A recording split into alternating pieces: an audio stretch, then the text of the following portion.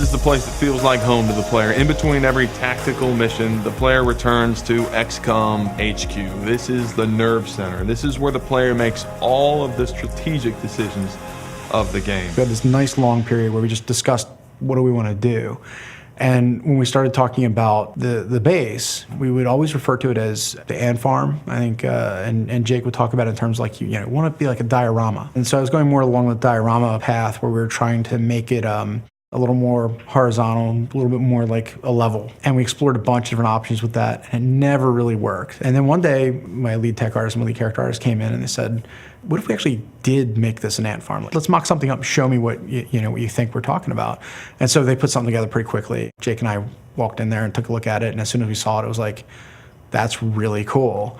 The idea was to take this base and make it feel like a living diorama where the player felt the soldiers that he interacted with had a home. On top of that, the player customizes the base. It's not a static experience. The player chooses how to excavate the earth beneath the base and add new facilities, and those facilities have big impacts on gameplay. Mission control is really important because that's where the geoscape is, and that's the heart and soul of the game. That image of Earth hanging as a jewel in the universe, it's very iconic because that's what the player's protecting. In a lot of ways, that's the character of XCOM. The entire base was sort of designed around the geoscape. So we started with the globe, and then from there, everything kind of smoked out. You start out with the hub, or the ant farm. It's a really cool base that the player has complete control over. You have these static rooms that you start with. We mentioned mission control.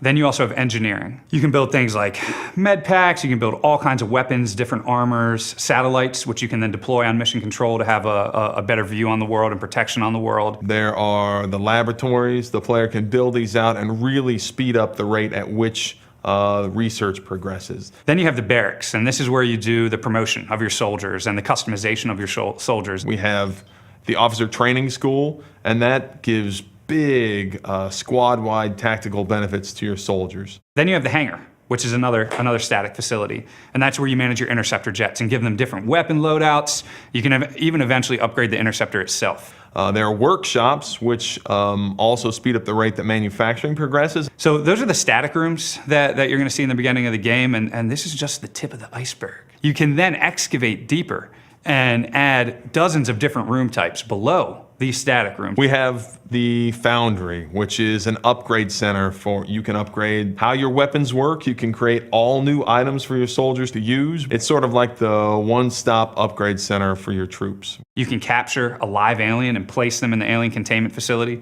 and see them sort of just pissed off in the containment facility. You can see a muton banging on the glass, or a sectoid trying to somehow mind merge his way out of the containment facility. All of these facilities have adjacency bonuses, as we call them. It really matters not only what you build, but where you build it. Certain facilities get bonuses for being built next to each other. You may get rebates on materials if all your workshops are built together, or you may get more power out of your power generators if they're built horizontally. The way you build your base definitely has an effect on your play style, on the way that the game progresses. If you really want to research items quickly, if you have a lot of things exposed in the tech tree and you want to study all these different artifacts, you may want to build a lot of laboratories. When you defeat aliens, you're going to bring back resources to your base, right, from the mission. So then you can bring these resources to the scientists in the science lab. Science labs is the first room that players will probably learn about. They can bring these resources that they got on the battlefield, might not know exactly what they are, but this is sort of where the magic of the tech tree unfolds, and you can start researching these different things from combat. Eventually, as you research them, you'll then be able to build these items in engineering. At the same time, if you want to build a lot of new armors, a lot of new weapons for your troops, if you want to outfit your soldiers, you may want to focus on workshops. It's always this trade-off. Those who really want to excel tactically, you're going to want the officer training school immediately. But when you spend money there, you're not spending money in the Foundry to upgrade the different vehicles, the different weapons and armor. And in true XCOM fashion, you're not going to build every one of these things. You simply can't. So you sort of have to focus and specialize, and you're never going to have enough money or enough manpower or enough power or enough space to build all these facilities at once. So every time you play, it's sort of this different mix of facilities, and that can change the way the game progresses.